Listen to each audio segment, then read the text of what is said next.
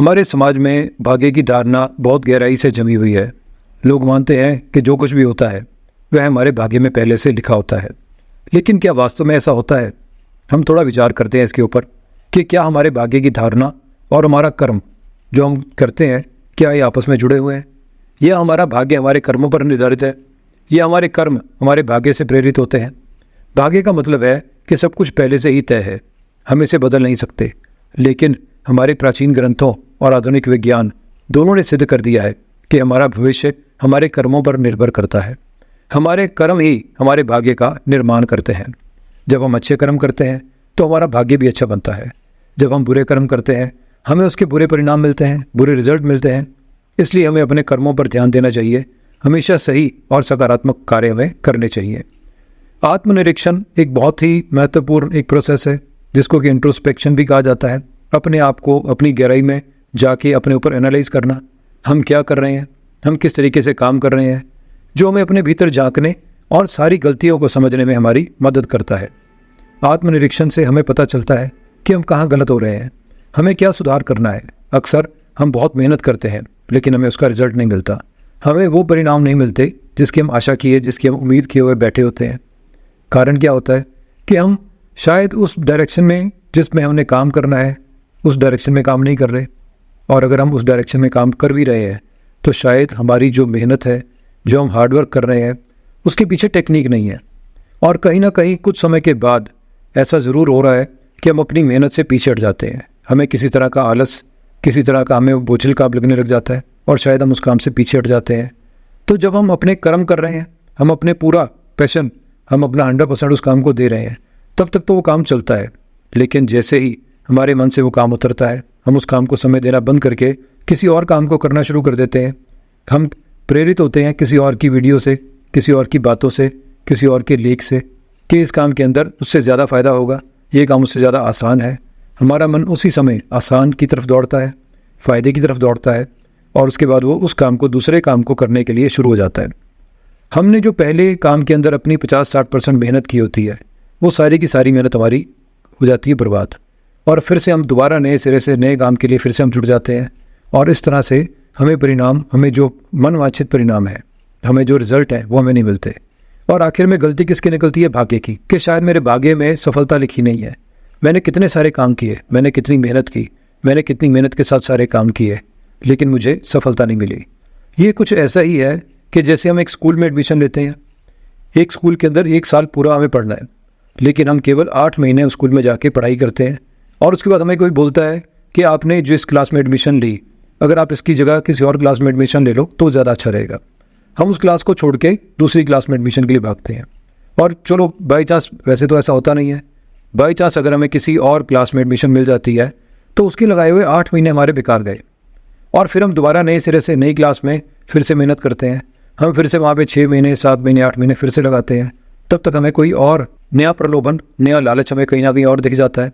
कहीं हमारे दिमाग को कोई ईजी रास्ता दिखना शुरू हो जाता है, हम फिर उसकी तरफ भागते हैं और उसके बाद फिर ये 8 महीने बेकार जाते हैं।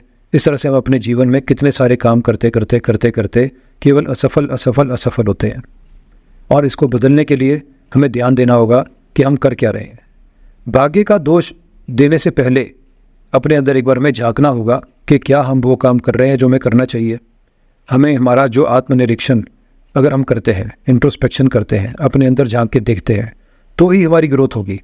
हमारी ग्रोथ होने का केवल एक ही तरीका है, एक ही काम है, एक ही कारण है कि जब हम अपने अंदर भीतर साथ साथ जानते रहें कि क्या हम उतनी मेहनत अभी भी कर रहे हैं। जिस काम को करने के लिए हमने पहले दिन जितनी मेहनत करनी शुरू की, हमने 10वें दिन क्या उतनी मेहनत की? क्या हमारा पैशन वही का वही है, उतना ही है? या क्या 15वें दिन, 16वें दिन, 20वें दिन, 25वें दिन हमारा पैशन कम तो नहीं हो रहा? या हम किसी और लालच में, किसी और प्रलोभन में, किसी और ईजी टास्क के अंदर जाके, कंफर्ट जोन के अंदर जाके क्या हम किसी और काम को तो नहीं करने लगे और हमने इस काम को छोड़ दिया हो? एक काम के पीछे हमें लगना होगा, एक काम के पीछे हमें पूरा करना होगा, बजाय कि 4 या 5 अधूरे कामों को करने के, उन पे समय लगाने के, हमें एक काम के ऊपर अपना पूरा समय लगाना होगा। इसके लिए हम रोज़ कुछ ना कुछ अपने आप से बात करें, दिन भर के कार्यों की हम समीक्षा करें। रात को सोने से पहले हम देखें कि आज के पूरे दिन में हमने क्या किया। हम सुबह उठ के ये देखें कि आज का हमारा टारगेट क्या है और रात को सोने से पहले देखें कि क्या हम अपना टारगेट पूरा कर पाए। हमने अपना टारगेट पूरा नहीं किया तो ऐसे क्या क्या कारण आज मेरे पास थे कि जो मैं टारगेट पूरा नहीं कर पाया, उन कारणों के ऊपर काम करने से हमें पता लगेगा कि क्या क्या चीज़ें हमें सफल होने से रोकती हैं, हमारा काम पूरा होने से रोकती हैं, हम कहाँ गलत हुए, हम कहाँ सही हैं, हम कहाँ अपने आप को सुधार सकते हैं। और जब ये सब चीज़ें हो जाएंगी तो हम अपने भाग्य को भी बदल सकते हैं। और इसके बाद हमें सकारात्मक सोच, हमारी सोच नेगेटिव होती है क्योंकि हमारे आसपास के लोग नेगेटिव होते हैं, हमें अपनी सोच को पॉजिटिव करना होगा, हमें अपनी थिंकिंग उसको पॉजिटिव करना होगा। मीन्स कि अपने आप को हाई फ्रिक्वेंसी के साथ हमें जीना है। हाई एनर्जी की बात मैं नहीं कर रहा, हाई फ्रिक्वेंसी, इतनी ज़बरदस्त फ्रिक्वेंसी हो कि उसके अंदर कहीं पे भी नेगेटिविटी का, नकारात्मकता का कोई भी अंश ना हो, कुछ भी ना हो। और इसके लिए हमें डेली प्रैक्टिस करनी पड़ेगी। डेली प्रैक्टिस के लिए कम से कम 21 दिन, 30 दिन हमारे अलग अलग कोर्स हैं, आप वो कर सकते हो। और उसके बाद यहाँ पे कुछ हमने बहुत सरल अभ्यास भी आपको बताए हैं अभी, इनको भी आप कर सकते हो। इनको अपने रोज़ के जीवन में, डेली लाइफ के अंदर अपनी शामिल करो।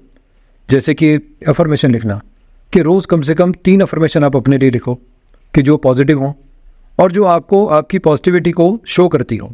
आपने उनको लिखना है, दिन में कई बार पढ़ना है, लेकिन फीलिंग के साथ, मशीन की तरह नहीं। आपने उनको लिखा, फीलिंग के साथ उनको पढ़ा, और उसके बाद एक अपनी नेगेटिव सोच को आप चुनौती दो। जो भी नेगेटिव विचार जब भी आए उसको पहचानो माइंडफुलनेस के साथ। ऐसा नहीं कि ज़िंदगी बीत रही है, दिन बीत रहा है, हम नेगेटिव सोच रहे हैं, हमें पता नहीं हम क्या सोच रहे हैं, क्या कर रहे हैं, और शाम को हमें पता लगा कि पूरा दिन बीत गया, हमने क्या किया हमें याद ही नहीं है। ऐसा नहीं, पॉजिटिविटी के साथ, माइंडफुलनेस के साथ, अपने पूरे होश में रह के, जागरूक रह के हमने देखना है कि क्या क्या नेगेटिव विचार हमें कब कब आते हैं। जब भी आते हैं हमने उनकी दिशा मोड़ देनी है और उनको पॉजिटिविटी की तरफ लेके जाना है। और उसके बाद ये सोचना है कि क्या ये विचार जो मेरे मन में आया, क्या ये मेरे लिए फ़ायदेमंद है, क्या मुझे इससे फ़ायदा मिलेगा, क्या मेरे लिए ठीक है। और उसके बाद एक बहुत बड़ी चीज़, बहुत ही बड़ी चीज़ जो हमारे काम आती है वो है कृतज्ञता, ग्रेटिट्यूड, थैंक यू, शुक्राना। हम रोज़ उन चीज़ों के लिए आभार व्यक्त करें जो हमारे पास है, जो हमें मिलती है। ये चीज़ें कुछ भी हो सकती हैं। अगर आप सुबह उठते हो, आपको अगर पैसा नहीं मिलता, जैसे ही आप आंखें खोलते हो आप देखते हो कि आपके शरीर के सारे अंग स्वस्थ हैं, आपके परिवार के सभी लोग स्वस्थ हैं और अच्छे ढंग से अपनी ज़िंदगी बिता रहे हैं। हमें उन सब चीज़ों का धन्यवाद यूनिवर्स को करना चाहिए। डेली एक मेडिटेशन करने की आदत डालें। 10 मिनट का समय आप इसमें निकाल सकते हैं, 5 मिनट का समय निकाल सकते हैं। और अगर आप कहते हैं कि 5 मिनट का भी समय नहीं है तो 1 मिनट का समय, केवल 1 मिनट का समय। हमारे पास ऐसी विधियाँ भी हैं जो केवल 1 मिनट में आपको मेडिटेशन करवा देंगी।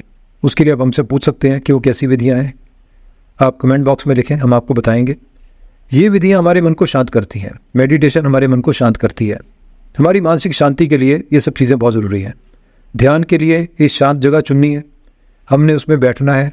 लेकिन अगर आपके पास कोई शांत जगह पूरा दिन नहीं मिलती आपको, आप पूरा दिन काम में बिजी रहते हैं, आप खड़े खड़े ध्यान कर सकते हैं। उसकी विधियाँ भी हमारे पास है कि कैसे आप काम करते हुए खड़े खड़े मेडिटेशन कर लें और आपकी मानसिक शांति आपकी बनी रहे। और ध्यान से जो जीवन के पहलुओं को, हमारे सभी पहलुओं को बेहतर बनाती है। ये हमारी सोच को स्पष्ट करती है, हमें सेंटर्ड करती है कि हमने करना क्या है, हमें हमारे लक्ष्यों की तरफ बढ़ने में मदद करती है। और जैसे कि मैंने पहले भी बताया कि हमारा जो चैनल है एक परिवार की तरह है। हम सभी एक दूसरे को यहाँ प्रोत्साहित करते हैं, सकारात्मक ऊर्जा बांटते हैं, पॉजिटिव करते हैं।